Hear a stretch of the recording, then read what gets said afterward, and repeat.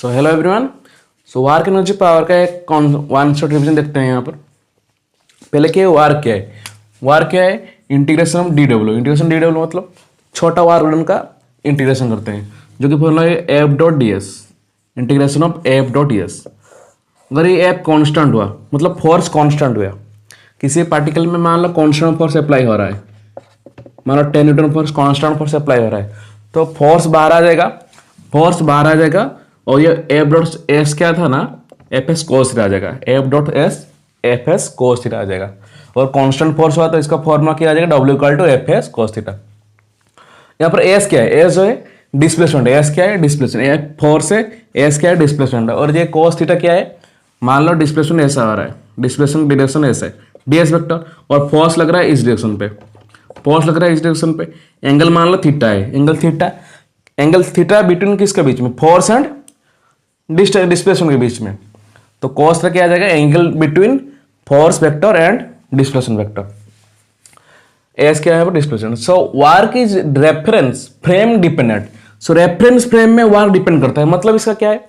हमारा वार्क के फॉर्मूला में दो चीज आ रहा है, फोर्स एंड डिस्प्लेसमेंट। हमारा जो फोर्स है एंड डिस्प्लेसमेंट क्या था? रेफरेंस फ्रेम डिपेंडेंट था। सिमिलरली यहाँ पर वार्क भी क्या आ जाएगा? यहाँ पर एस मतलब रेफरेंस फ्रेम डिपेंडेंट था, वार्क भी रेफरेंस फ्रेम डिपेंडेंट हो जाएगा। तो यूनिट क्या है इसका? यूनिट ऐसा यूनिट है जूल। कितना? ऐसा यूनिट कितना है? वार्क का जूल है। इसको लगता है newton into metre. Newton into metre भी इसको लिख सकते हैं हम। Okay, so next is 1 joule equal to 10⁷ erg. ये अर्ग क्या है? अर्ग है वार्क का सीरियस में यूनिट है। सो 1 जूल इक्वल टू 10⁷ अर्ग। 1 जूल इक्वल टू 10⁷ अर्ग। ये ऐसा यूनिट में ये, और ये सीरियस यूनिट पे है। ओके, सो नेक्स्ट क्या है? वार्क डन बाय ग्रेविटी। मतलब ग्रेविटी के कारण कितना वार्क हुआ। ये मान लो कोई पार्टिकल ऊपर जा रहा है, एम मास का पार्टिकल ए साइड ऊपर जा रहा है, तो इसका ग्रेविटी कैसे लगेगा? एम जी लगेगा नीचे, डिस्प्लेसमेंट हो रहा है ऐसे इतना। सो इन दोनों का एंगल कितना? 180 डिग्री। जब हम वार्क लिखेंगे इसका एफ कितना, मतलब ग्रेविटी का फोर्स कितना? M G. ग्रेविटी का फोर्स कितना? M G. M G into S, F dot S, S कितना? H. And cos theta, cos theta will be cos 180, cos 180 will equal -1। So यहाँ पर कितना आ जाएगा? Minus M G H. So अगर मान लो किसी पार्टिकल को मैंने वार्डन मतलब ऊपर ले गया एच हाइट तक, इसका वार्डन कितना आ जाएगा ग्रेविटी के कारण? Minus M G H. Similarly अगर मैंने किसी पार्टिकल को नीचे लाया, अगर पार्टिकल को नीचे एच हाइट लाया, नीचे एच डिस्टेंस लाया नीचे, सो यहाँ पर डिस्प्लेसमेंट का डायरेक्शन यहाँ पर है, और जो एम जी है, एम जी का डायरेक्शन भी नीचे है। दोनों का डायरेक्शन नीचे है। इन दोनों एंगल कितना? इन दोनों बीच में एंगल है 0 degree. So warden will be F S into cos 0, cos 0 will be 1, then it will be mgh. So warden will be mgh. अगर कोई पार्टिकल को मैंने ऊपर से नीचे एच हाइट लाया तो वार्डन कितना आ जाएगा? mgh, और नीचे से ऊपर लाएंगे तो माइनस mgh आएगा। ओके,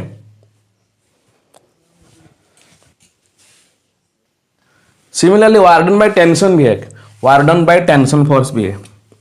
वार्डन बाय टेंशन नहीं, नॉर्मल फोर्स है। नॉर्मल फोर्स का वार्डन हम निकाल सकते हैं। कैसे?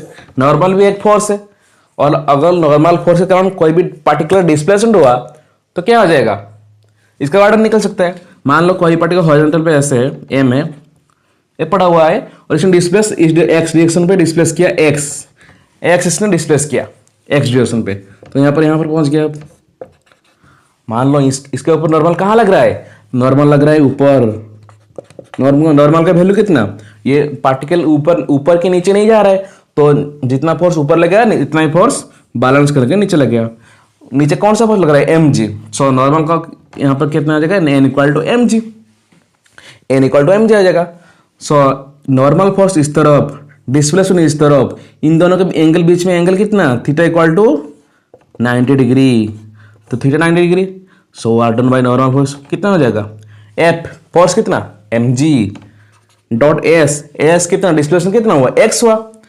और इन दोनों के बीच में एंगल कितना है? cos 90 will be 0, then y done will be 0, y done by normal force equal to 0. Always ये 0 नहीं होता. आप देखते हैं कि इस केस में 0 हो गया. अगर मान लो इंक्लाइन प्लेन, ऐसे इंक्लाइन प्लेन हुआ, यहाँ पर नॉर्मल लगेगा ऐसे, ओके, डिस्प्लेसमेंट ऐसे है, नॉर्मल का वैल्यू यहाँ पर आ जाएगा mg cos थीटा. यहाँ पर डिस्प्लेसमेंट सॉरी वार्डन 0 नहीं आएगा, तो वार्डन हम निकाल सकते हैं. वार्डन निकालने के लिए हमको नॉर्मल फाइंड करना पड़ेगा और डिस्प्लेसमेंट फाइंड करना पड़ेगा और जो एंगल है, ये तीनों चीज चाहिए. ओके, नेक्स्ट क्या है वार्डन बाय टेंशन. टेंशन के कारण वार्डन कितना, टेंशन के कारण वार्डन कितना. जस्ट लाइक मान लो एक पेंडुलम ऐसे ऑसिलेट कर रहा है. यहाँ पर ये स्ट्रिंग, मान लो एक स्ट्रिंग है, यहाँ पर एक पार्टिकल यहाँ पर हैंग कर रहा है यहाँ पर. तो इसके बीच में आप देखिए, यहाँ पर मान लो एक पार्टिकल ऐसे ऑसिलेट कर रहा है, ऐसे ऑसिलेट कर रहा है. तो यहाँ पर टेंशन फोर्स कैसे लगेगा, टेंशन लगेगा ऐसे, इस डायरेक्शन पर टेंशन लगेगा. और डिस्प्लेसमेंट कहाँ पर हो रहा है, डिस्प्लेसमेंट हो रहा है ऐसे. इन दोनों के बीच में एंगल कितना, टेंशन एंड डिस्प्लेसमेंट के बीच में एंगल यहाँ पर कितना, यहाँ पर 90 डिग्री. सिमिलरली यहाँ पर मान लो यहाँ पर पहुँच गया, यहाँ पर भी टेंशन ऐसे, डिस्प्लेसमेंट ऐसे, सो एंगल यहाँ पर 90 degree. So tension and displacement के बीच में एंगल कितना 90 डिग्री आ रहा है. तो वार्डन कितना आ जाएगा, 0 आ जाएगा. और सिमिलरली ऑलवेज 0 नहीं होता. मान लो ऐसे स्ट्रिंग पे पुलिंग सिस्टम, मान लो एक यहाँ पर 3 kg मास है, यहाँ पर 2 kg मास है. ओके, यहाँ पर टेंशन फोर्स लग रहा है, यहाँ पर टेंशन फोर्स लग रहा है, यहाँ पर टेंशन फोर्स लग रहा है, लेकिन यहाँ वार्डन बाय टेंशन 0 नहीं होगा. कैसे 0 नहीं होगा, ये 3 kg का मास भारी है तो क्या होगा, ये नीचे आएगा 3, ये 3 kg नीचे आएगा, और ये 2 kg हल्का है, मतलब 2 kg ऊपर जाएगा. तो इसका डिस्प्लेसमेंट कितना आएगा, टेंशन फोर्स ऐसे, डिस्प्लेसमेंट इतना. डिस्प्लेसमेंट निकालेंगे बाद में. वो इन दोनों के एंगल कितना है, theta equal to 180 degree. So tension value यहाँ पर नेगेटिव आएगा, और यहाँ पर कितना आएगा, टेंशन ऊपर डिस्प्लेसमेंट ऊपर, तो T dot S cos theta cos 0 आ जाएगा. तो यहाँ पर टेंशन पॉजिटिव आएगा. तो टेंशन 0 भी आ सकता है, नेगेटिव भी आ सकता है, पॉजिटिव भी आ सकता है. पॉजिटिव आ सकता है, नेगेटिव आ सकता है, 0 आ सकता है. लेकिन अगर हम देखेंगे इसका नेट टेंशन कितना आएगा, वार्डन बाय टेंशन इसके कारण और वार्डन बाय टेंशन के कारण नेट कर देंगे तो टेंशन कैंसिल हो जाएगा, वो 0 हो जाएगा. ये इंपॉर्टेंट है. Work done by tension, net tension कितना आ जाएगा, 0 आ जाएगा. Similarly work done by friction, static friction मतलब क्या है, कोई पार्टिकल का फोर्स लग रहा है लेकिन वो मूव नहीं कर रहा है, तो इसके ऊपर जो अपोजिंग फोर्स लग रहा है वो होगा स्टैटिक फ्रिक्शन. ओके, ये आपको पता होगा स्टैटिक फ्रिक्शन लग रहा है कैसे लग रहा है वो. जरा देखिए, यहाँ पर मान लो यहाँ पर ब्लॉक है, एक ब्लॉक यहाँ पर है, एम मास का ब्लॉक है. मान लो किसी फोर्स लग रहा है ऐसे एफ, लेकिन ये रेस्ट पे है. मतलब क्या है, इसके जो अपोजिंग फोर्स जो फ्रिक्शन इसके ऊपर लग रहा है ना, ये इसके बराबर है, तभी तो ये नहीं मूव कर रहा है ना, तब तो मूव नहीं कर रहा है. जो इस तरफ जो फोर्स है और इस तरफ फोर्स है, दोनों इक्वल है. जो फ्रिक्शन का वैल्यू है वो स्टैटिक फ्रिक्शन का वैल्यू है जो एफ के इक्वल है. सो यहाँ पर फोर्स लग रहा है ऐसे, डिस्प्लेसमेंट नहीं है, 0 है. मतलब क्या है, एफ डॉट 0 आ जाएगा. सो वार्डन कितना आ जाएगा, 0 आ जाएगा. So work done similarly work done by static friction positive आ सकता है, नेगेटिव भी आ सकता है, 0 भी आ सकता है. तीनों केस देखेंगे, पॉजिटिव 0 नेगेटिव दे सकते हैं ऐसे. But work done by static friction on system will be 0 always. System में फ्रिक्शन, स्टैटिक फ्रिक्शन का जो वार्डन आएगा वो आएगा 0 ऑलवेज आएगा. Similarly work done by kinetic friction भी नेगेटिव आएगा, पॉजिटिव आ सकता है, नेगेटिव आ सकता है, 0 आ सकता है. लेकिन work done by kinetic friction on system will be negative. System के कारण वार्डन बाय काइनेटिक फ्रिक्शन के कारण वार्डन कितना आएगा, नेगेटिव आएगा ऑन सिस्टम. ओके, आपने देखा ग्रेविटी के कारण वार्डन कितना, नॉर्मल के कारण, टेंशन के कारण, स्टैटिक फ्रिक्शन के कारण और काइनेटिक फ्रिक्शन के कारण. नोट कर लीजिए इसको.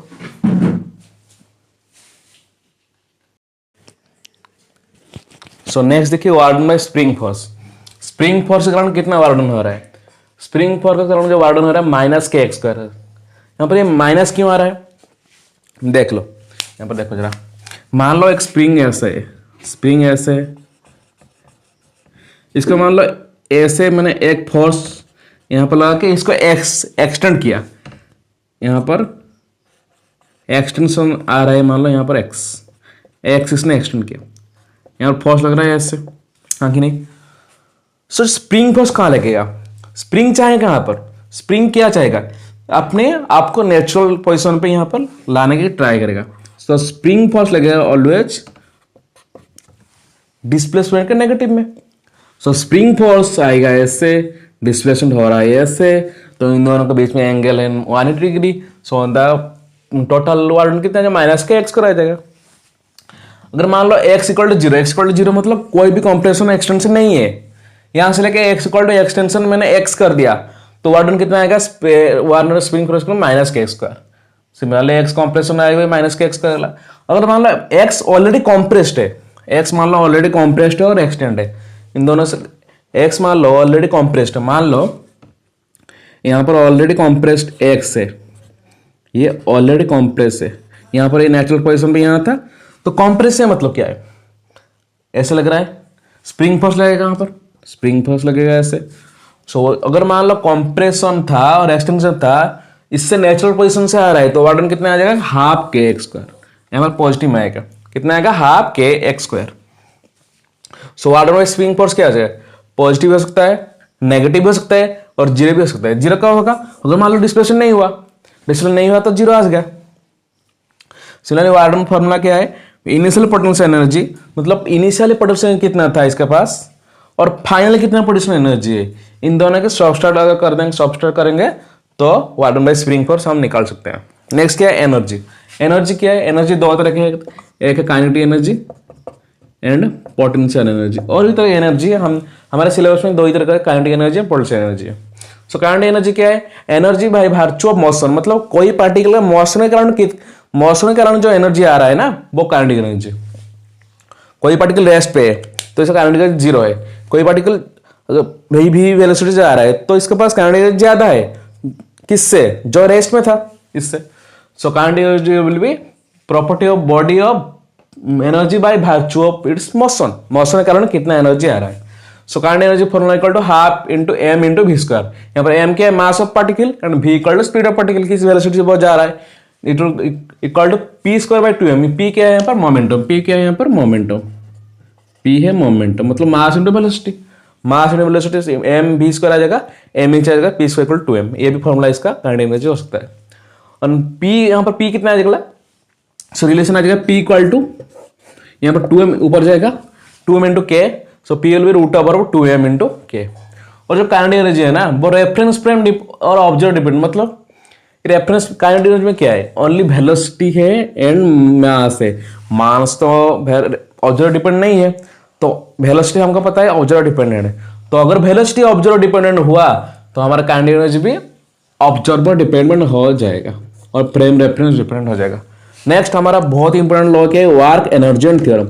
वर्क एनर्जी थ्योरम ये हर चैप्टर में इसको यूज कर सकते हैं। वर्क एनर्जी थ्योरम मतलब एनर्जी का रिलेटेड कुछ है, इसका मतलब क्या है, work done bye all forces. मान लो किसी पार्टिकल के 10-20 तरह के फोर्स लग रहा है, सो वर्क एनर्जी थ्योरम क्या कहता है, जो जिस पार्टिकल पे जितना ही फोर्स लग रहा है, इन सबके कारण जो वर्क डन है वो किसका इक्वल होगा, इसका चेंज इन काइनेटिक एनर्जी का इक्वल होगा।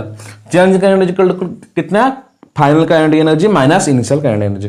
फाइनल कैसे लिखते हैं, मान लो कोई पार्टिकल ऐसे, इसके ऊपर बहुत सारे फोर्स लग रहे हैं, ऐसे ऐसे ऐसे ऐसे बहुत सारे फोर्स लग रहे हैं, लेकिन ये इसने डिस्प्लेस ऐसे किया, इतना एक्स इसने डिस्टेंस ऐसे किया।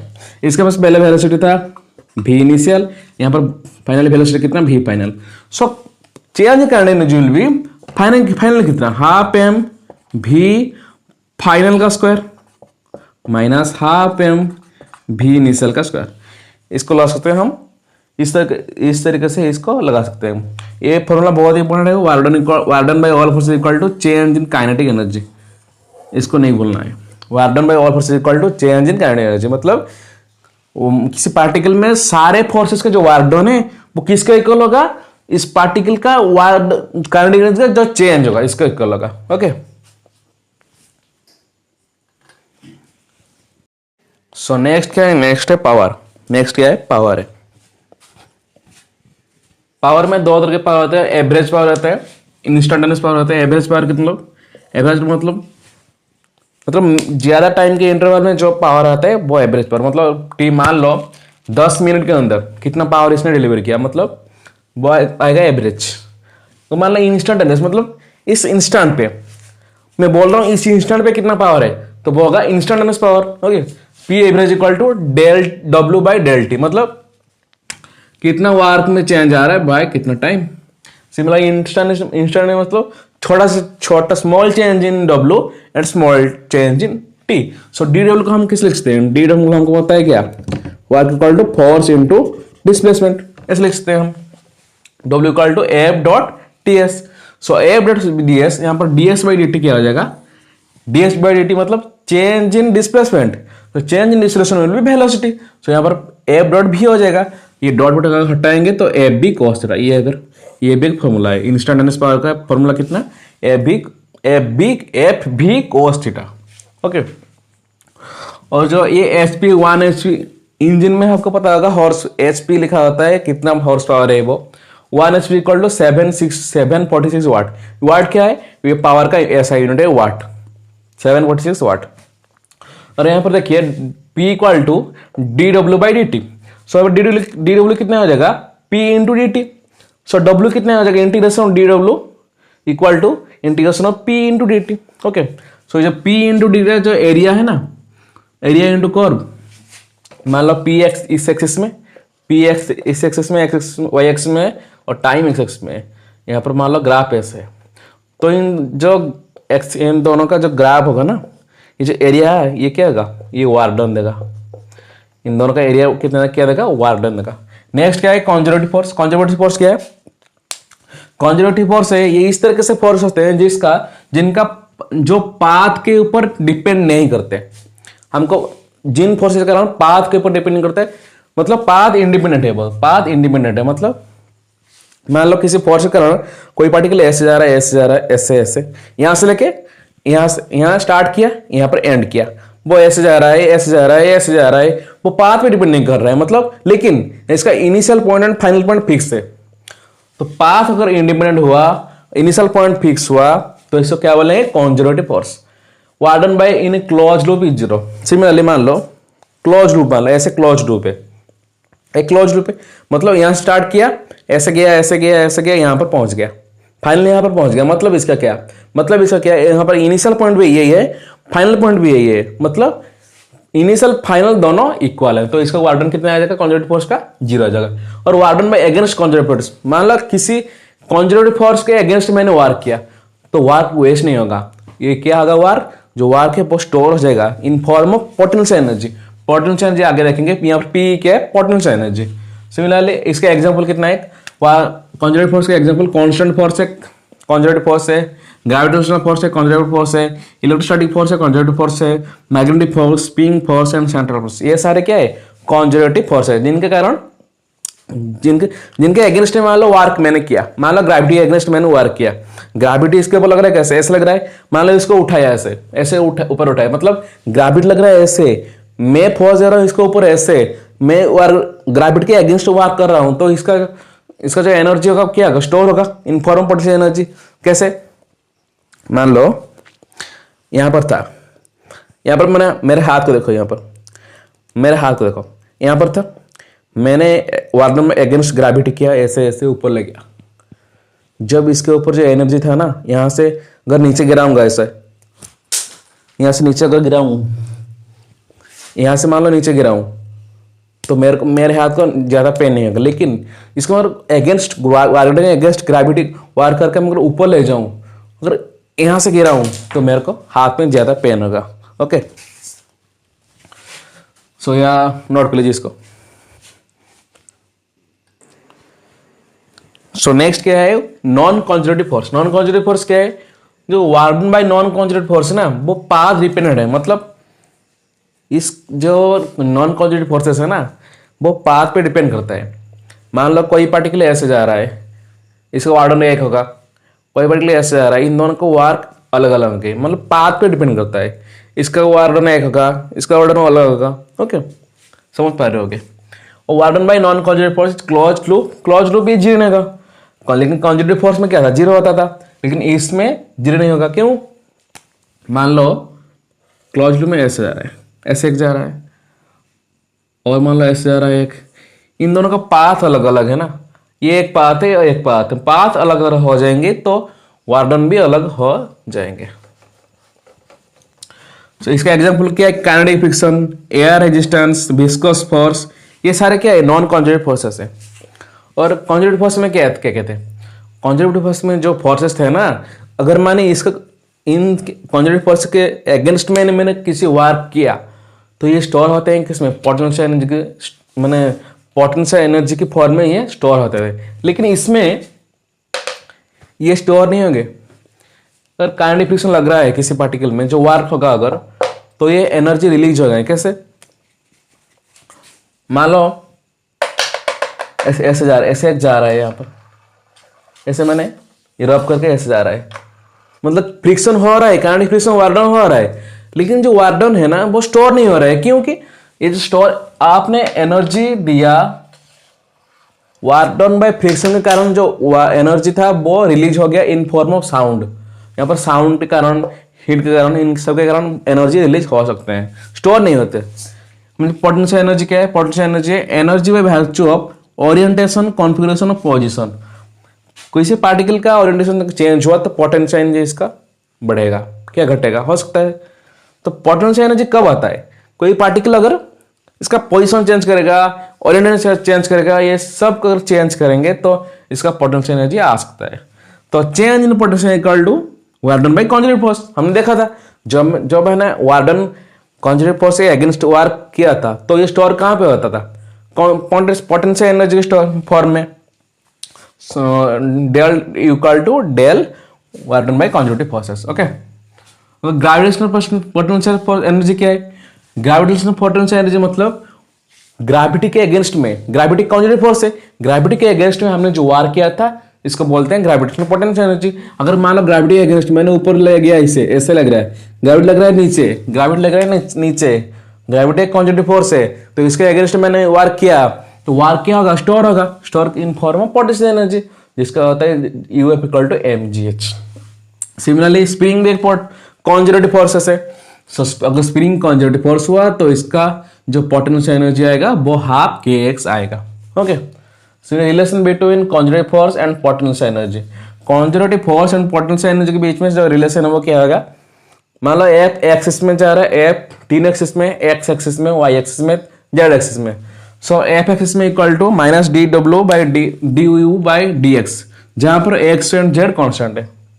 Similarly F y equal to minus du by dy, जहां पर x z कांस्टेंट है। यहाँ पर u क्या है, पोटेंशियल एनर्जी, F क्या है, कंजर्वेटिव फोर्सेस है। कंजर्वेटिव फोर्स 3 डायरेक्शन पे, x पे है, y पे है, z पे।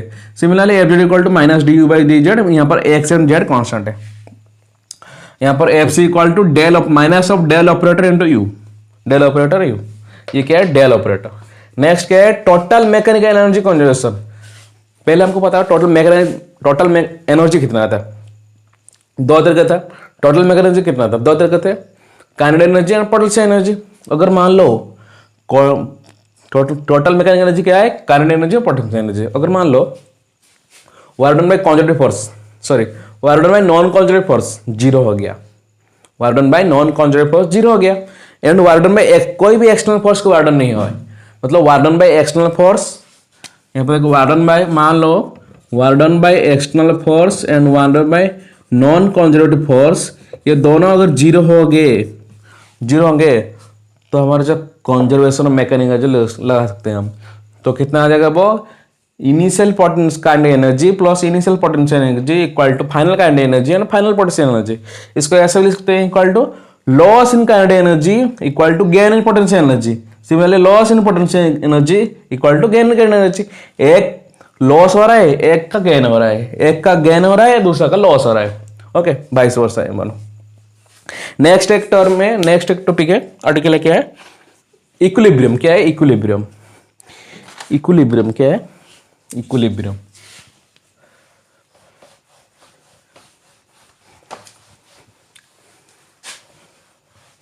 इक्विलिब्रियम क्या है, हमको पता है इक्विलिब्रियम क्या था, एनएलएम में हमने पढ़ा होगा। इक्विलिब्रियम था फोर्स इक्वल टू